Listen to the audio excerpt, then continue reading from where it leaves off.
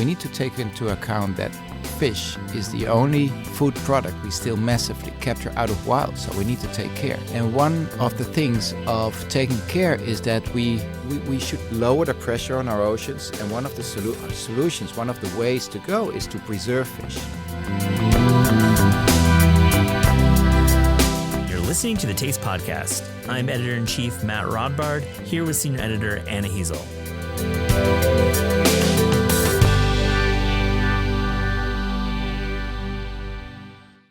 On today's episode, I'm talking to longtime chef and sustainable seafood advocate Bart van Olphen. Bart has written many cookbooks, and he's the founder of Sea Tales, a company that makes sustainable tinned fish. We talked about why tinned fish is having such a moment right now, how to shop responsibly for seafood, and about his newest book, Veggies Fish.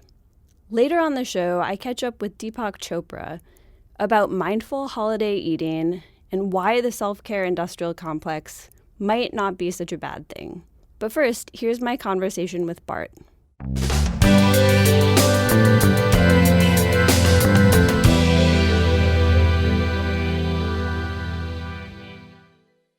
Welcome to the Taste Podcast, Bart. Well, thank you for having me. Your new cookbook is Veggies Fish. Why Veggies Fish? Well, so I started it basically writing cookbooks in 2009. So what I actually did, so I came out of gastronomy. So I worked in Paris in the 90s in the Michelin-starred restaurants. And so I started, because more or less in Paris, I fell in love with seafood and fish. I found it such a great thing. So I started to travel in 2009 around the globe to fish, cook, and live together with all kind of fishing communities. And so from then on, I wrote like 9 cookbooks where fish was always the main topic. And then suddenly I thought, maybe what would happen if we would turn it around? And this reminded me on my work when I was in Lucas Carton, which was in Paris, 3-star Michelin. It was always the first base of the recipe was always the protein, right? So it's the meat or the fish, and then you thought of a wonderful sauce with it. And then at the very end, you thought, okay, what I'm going to serve with it as a veggie. So I think in this time where people are more thinking about the future and sustainability and eating more plants, I thought, what if I would turn it around and create like vegetable dishes, and in addition to it, this lovely piece of fish, less in quantity, but the same flavor. It's interesting how much that template has changed since the 90s of the starch, the vegetable, the protein. And I think it's sort of shifted beyond just fish cooking. It's really with like so many different types of meals. We're not just doing a protein, a starch, and a vegetable anymore. No, true. And I think also I think what we need to take into account is that because of, the global communications we have, the different cuisines entering different cities. So it's more, you get more inspired by foreign cuisines, where often, vegetables play a big role. So it's this era where people become more aware of the fact that we need to eat healthy, but they will be also be more inspired because of all these, influences of around the globe. I don't know what your experience is living in Amsterdam, but at least in New York, I've noticed a lot of people I know during the pandemic started buying and cooking a lot more seafood at home and sort of experimenting with types of seafood that they hadn't cooked at home before, or that they were used to eating out at a restaurant. Is that a shift that you've noticed? People buying, same story. Squid or lobster. No, true. Same story in the Netherlands. So I think people saved money because they couldn't go out. So so suddenly and also of course they had more time to spend to cook. They choose for more experimental kind of cooking. So what we've seen so far in the Netherlands is that, for example, also canned fish was becoming a big thing. People suddenly realized that if you buy like a good selection of tinned fish, you could create some fantastic dishes, and you can keep it easily in your pantry and easy to cook with. So no, it's true. So many more species, maybe also you would more or less eat in restaurants instead of cooking at home. Well, and this really changed let's give it a try. Definitely. You've also written 2 books about canned fish. Yeah. You're also the founder of a canned fish company called Sea Tales. I've tried some of your beautiful tuna and anchovies. What do you like about canned fish in particular? Well, I think canned fish. So what it all starts from the philosophy that we need to act sustainably towards our oceans. We need to take into account that fish is the only food product we still massively capture out of wild, so we need to take care. And one of the things of taking care is that we should lower the pressure on our oceans, and one of the solutions, one of the ways to go is to preserve fish. And fresh fish is a great thing, especially when you live on the coast, but and when it's in season. But canned fish or frozen fish is a great thing to, especially with the new techniques for frozen fish, is a great thing to consume too. And I got always this secondary feeling with canned fish until I was, traveling and visiting Spain and Portugal and France, where it's more like a delicacy. So I got that moment really inspired. It's interesting that you bring up the freezing technologies that are now being used to preserve fish, because I think for such a long time there was a little bit of a stigma around frozen fish. Yeah. You'll go to a grocery store or a fish market and it will be labeled like never frozen or previously frozen. So I think a lot of people don't realize that actually previously frozen fish can be really good quality, and it can be a way of preserving freshness really quick after it's caught.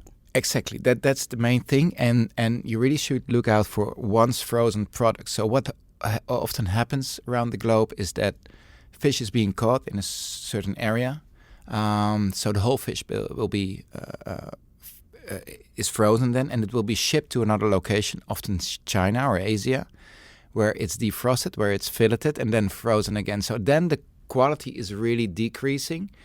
But the once frozen product with the new techniques where it goes really quick and exactly what you're saying, so straight after catch, freeze it, that's fantastic. And I know Michelin-starred chefs in London, for example, they only work with frozen seafood products like tuna because it's fresher than fresh, basically, if you do it right.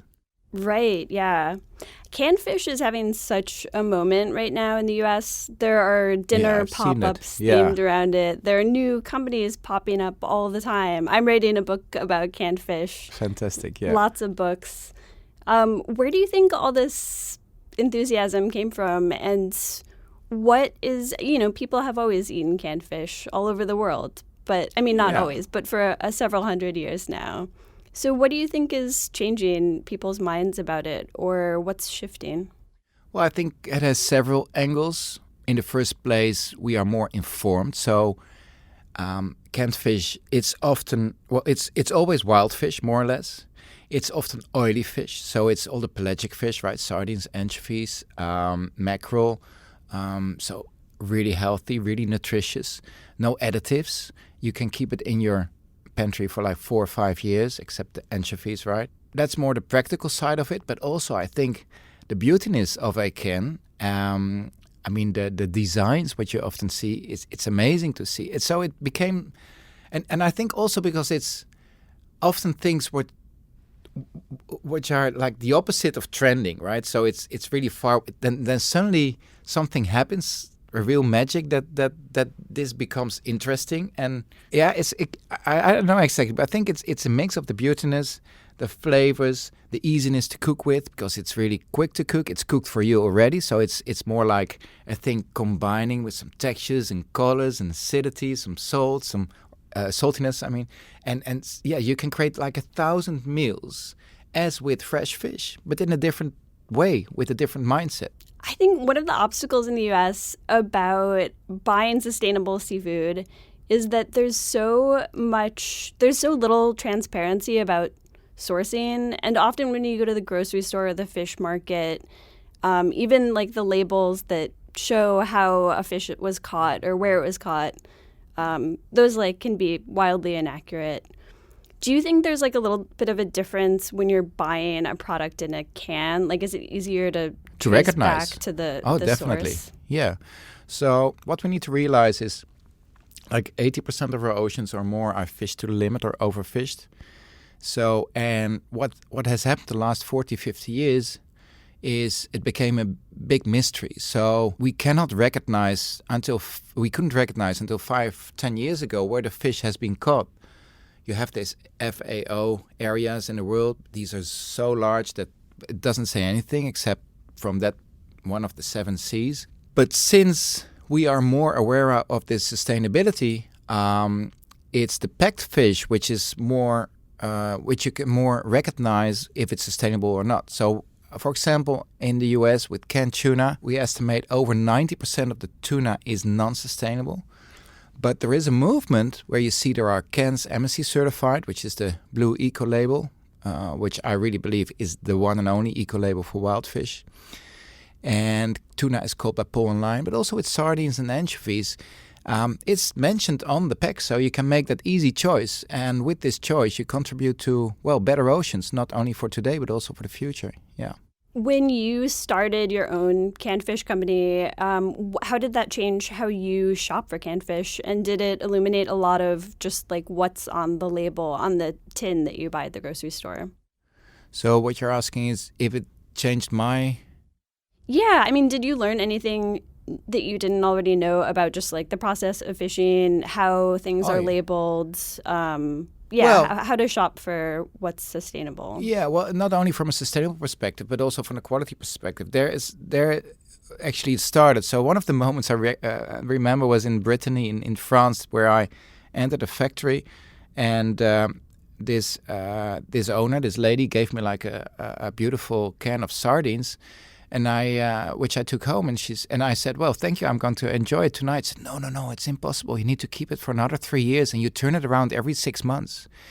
Which I thought, okay, but this is also different. I mean, there are different factories, different qualities. It's. I mean, this really goes from 0 to 100. So that's where it started, and it's a really natural product. And but to come back to your question on sustainability, is that until 10 years ago, there was no awareness, especially not in the countries where fish is tinned, like Spain or Portugal, and then it came up. So what I learned is that there was a lot of mystery and unawareness of what was going on, and it was just like a factory process to can as much fish as possible. It's funny that you bring up the aging the can of sardines. It's like with wine, right? Yeah. Right. Yeah. There are people who have these actual like collections of vintage sardines, and there are certain canneries in France and Spain and Portugal maybe that actually label the vintage. Yeah. With the hopes that you might enjoy it a few years from when the fish were caught, when they've sort of like soaked up some of that beautiful olive oil flavor. Yeah, and matured in the can. Yeah, no, true. And it's determined by law that you can keep this can for at most 4 or 5 years.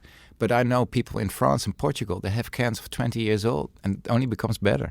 Yeah. Oh, yeah. There's this whole community actually on YouTube, and I think like some blogs as well, that are all about opening really old cans. Like they find cans maybe from the 60s or 70s on eBay and open them, and it's like always a little bit scary. I wouldn't really recommend that to listeners at home, but it's interesting to see how a fish can stay actually intact in a can for that long. Yeah. And I mean, fresh fish, frozen fish, fresh fish, obviously, you need to consume it in a few days. Frozen fish within 2 years, but the canned fish is a great thing. Yeah. Well, fresh fish, there's another great thing. What is happening right now in Europe, influenced by George Nyland from Sydney, is that we dry age, right? We dry age fish. So actually what he is saying, all the fish taste the same after a day, but after 30 days, it all tastes different. You really get that taste. So yeah, new movements in seafood really well. Yeah, things are changing. And Josh Nyland, of course, his theory is that too much of our fish is processed with water. But once you actually just dry age and don't soak it in ice and water, there's this opportunity for the meat to sort of mature and take on new flavors. Well, and also a great thing based on his philosophy, if we connected to the subject we're talking about now, tinned fish, is what I love about his philosophy too is using the whole fish, right, from nose to tail. And often when you buy, like for example, a can of sardines, you just eat the bones with it, right, because they got softened in the can. So and it's really nutritious and healthy and gives this little bite. So that's another angle of sustainability, that we should use more of the fish itself. I remember when I was working in Paris, I mean, we're so happy when we had a yield on a fish of 50%. Imagine if we will follow his philosophy, which is 90%, but let's say 70%, what it means for fish consumption in the world and sustainability. So many different positive movements towards a better future. Yeah, that reminds me, I have been really into cooking whole fish lately, like in the last year or so. Just buying a whole intact fish, roasting it, pan frying it, grilling it. What's your favorite way to cook a whole fish? In salt crust. Oh, yeah, it's That's great. my favorite. Because that's my favorite. But so actually what you create is an oven in the oven, and all the juices, all the flavors, everything stay intact. And can't go wrong, because it cannot dry out because of this salt crust. So yeah, that's my favorite. That will be my Christmas main meal. Yeah. Yeah, it's really hard to mess up too, even if you're like juggling other dishes. No, true. Yeah, on the and side. it's so easy to prep. I mean, it's just mixing some salt with some, luke water. Yeah. Maybe some egg whites, and it's done. You mentioned earlier sort of the outsized problem with tuna fishing. And canned tuna, of course, is one of the proteins that Americans love to eat the most, and one of the seafoods that we eat the most of. I'm wondering, just sort of, is there like a threat with writing about any one species of fish? Is there a concern that it will be overfished or overpopularized? You mean in terms of tuna? Yeah, and in terms of writing about any one particular fish, is that something you struggled with when you were writing this book at all? Well, tuna is a big subject. If you would ask in Europe, it won't be that different here. If you think of the first species, it comes up in your mind when you ask someone of a non-sustainable species. Everyone would mention tuna, and because of the Japanese influence and many other Asian influences mainly, we consume more and more tuna fresh. But the thing is with canned tuna, and it's what you say, it's the most consumed fish product in the US. There are two species, which are albacore and skipjack, so the light tuna, how you call it here. So with skipjack tuna, it goes quite well in terms of population, so fish stocks. Albacore, it depends where you fish it. The positive thing about skipjack too is it's quite low in mercury, so that's a good thing. But there is another subject around sustainability. It's not just the marine biology, but it's also the socio-economical part of it. So most of the fish we consume in the world is already fished in or around developing countries. So we also need to take care of these local communities. And skipjack is what is being caught, at these communities mainly in Asia. It's something we need to take care of. They catch their tuna with pole and line, which is a great thing. So things to support. But in terms of species, we need to be very careful with bluefin tuna, which is not ending up in a can. But most of the stocks are unsustainable. Yellowfin tuna, it really depends where it comes from. Albacore tuna, same. Skipjack is quite low. So there are difficulties with tuna, but with other species too. But the good thing about America is that you have a lot of sustainable certified fisheries around the coast, around the country, also in Canada. So you can make a good choice. Yeah. Veggies and Fish is your latest book, one of many books about cooking with fish. What's your dream cookbook to write? What's your next big project, do you think? Not sure yet. So due to the pandemic, I've been able to travel. So this is my first trip again to the US. But I cannot wait to travel again towards these amazing fisheries again. So it's often when being with these fishing communities, I got inspired to write again and to cook again. So I cannot wait to travel. So I don't have like a fixed plan for the next book, but I'm sure that it will come up soon. Yeah. Thank you so much for joining us on the Taste Podcast, Bart. Thank you so much for having me.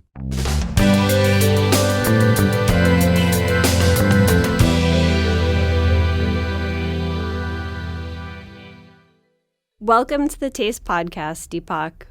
You've written extensively about how the foods we eat connect to our spiritual well-being. How does the act of cooking fit into this? Is cooking important to you? Cooking done consciously influences even the metabolism of food. This is what we learn from ancient wisdom traditions, that the consciousness of the chef influences the taste of the food and also how it's metabolized, and also the consciousness of the person who's consuming the food. So if you're agitated, no matter how good the food is, it'll go into a toxic metabolic pathway because of cortisol and adrenaline going up in your bloodstream. On the other hand, if you eat consciously and you cook consciously, then you make other peptides in your brain that metabolize the food into a different metabolic pathway. And that influences our state of physical well-being, but also our emotional well-being, also our self-awareness. And self-awareness is the key to spiritual well-being. So the answer is yes. What's something that you really enjoy cooking and that you feel really good about cooking? I've enjoyed cooking an Indian dish called khichdi, which is a combination of rice, which is a combination of rice and various varieties of lentils and maximum diversity of plant-based foods. Are there any chefs or restaurants that really come to mind when you think about this sort of mindful, thoughtful way of cooking? Are there restaurants that you enjoy eating at because you know that the chef approaches food this way? John George is one of my favorite chefs. He's very interested in the consciousness of food.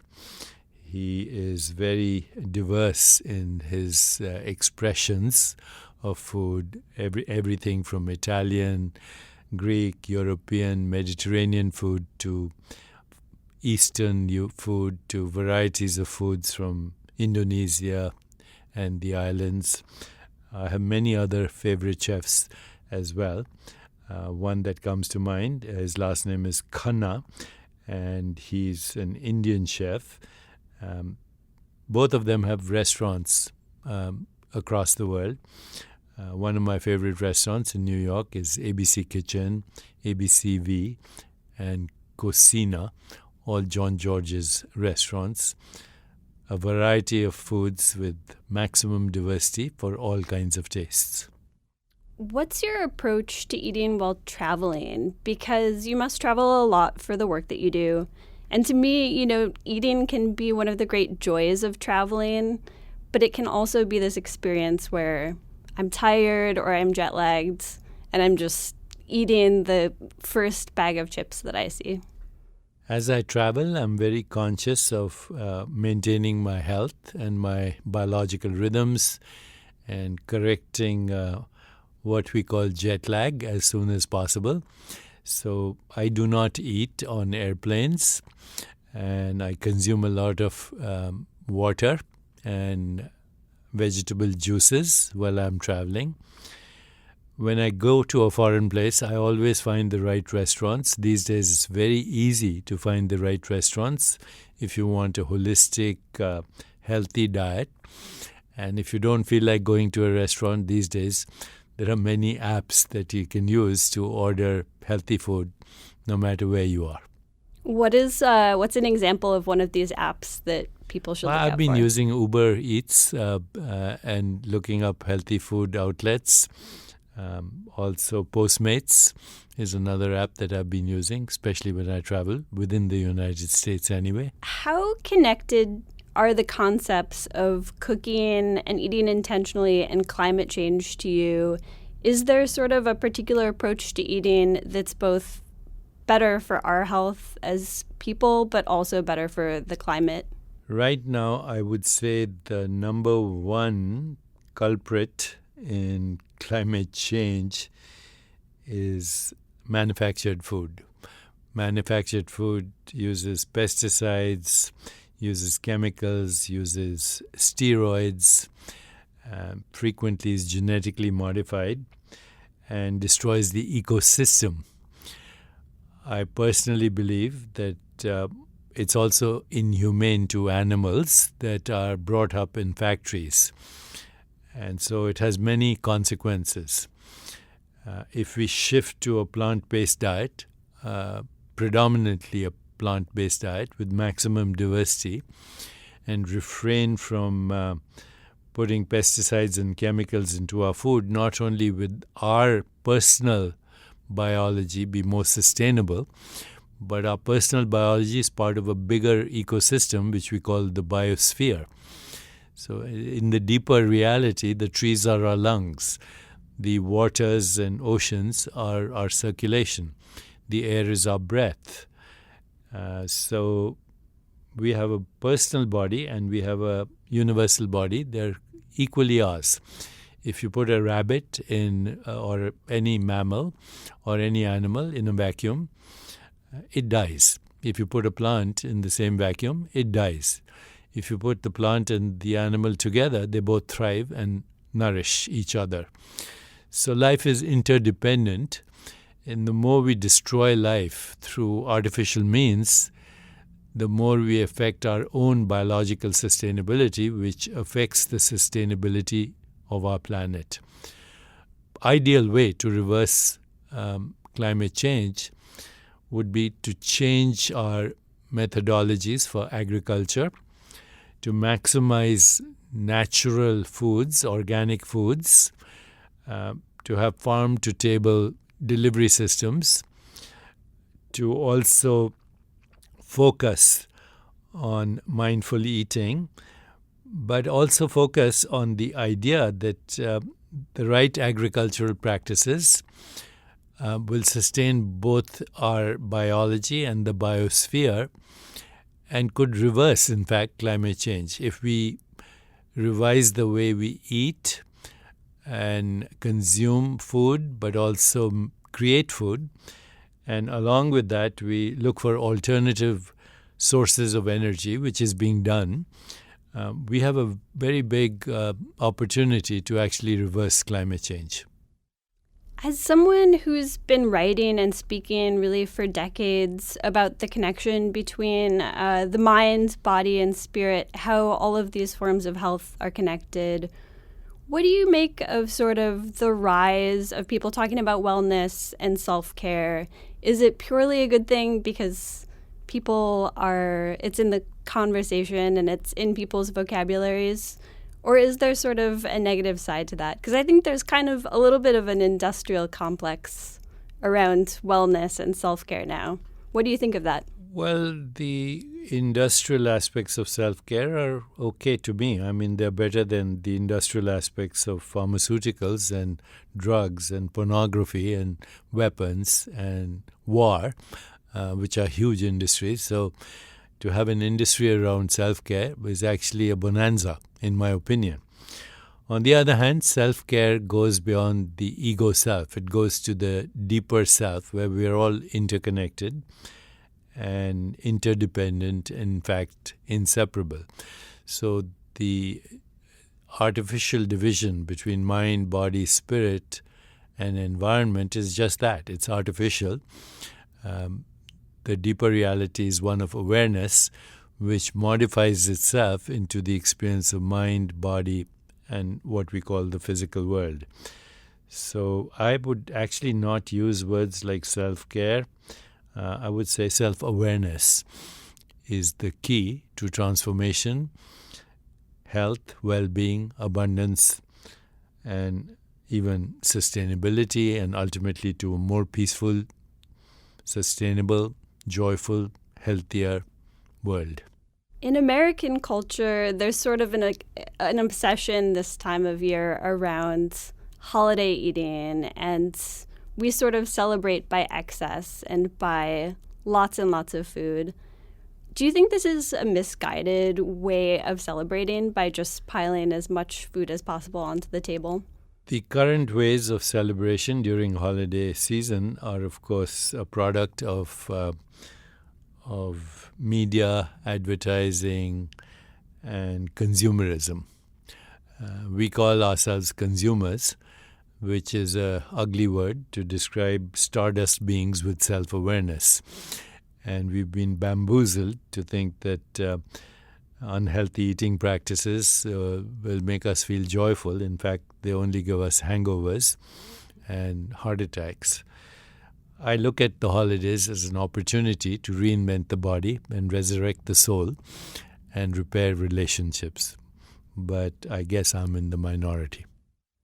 Is there anything that you personally like to cook or eat when you're feeling celebratory, or is food and celebration just completely separate to you? Food and celebration always go together. The healthiest people in the world are those who eat mindfully and with social interaction and with celebration. Mediterranean peoples have done that traditionally, and so celebration and food go together, and joy comes with that as well, provided you eat the right things with the right people and consciously. You've, of course, written dozens of books, including cookbooks. But do you have another cookbook up your sleeve, or is there a dream cookbook that you would write? I'm working right now with nutritional psychiatrists because we know that 80% of the serotonin, the happy hormone in our body, comes from the gut. And by changing our diet to a diet of maximum diversity of plant-based foods, we can actually change 99% of the genetic information in the body and reinvent our bodies, but also create a more joyful experience and happier experience emotionally and spiritually. Whether that will translate into a book in the future or not, I'm not sure. Thank you so much for joining us on the Taste Podcast, Deepak. Thank you very much for having me. The Taste Podcast is hosted by Matt Rodbard and me, Anna Heasel. The show is produced by Pat Stango and edited by Clayton Gumbert. Our theme music is by Steve Rydell. Visit Taste online at tastecooking.com and make sure to subscribe to our newsletter. Thanks for listening.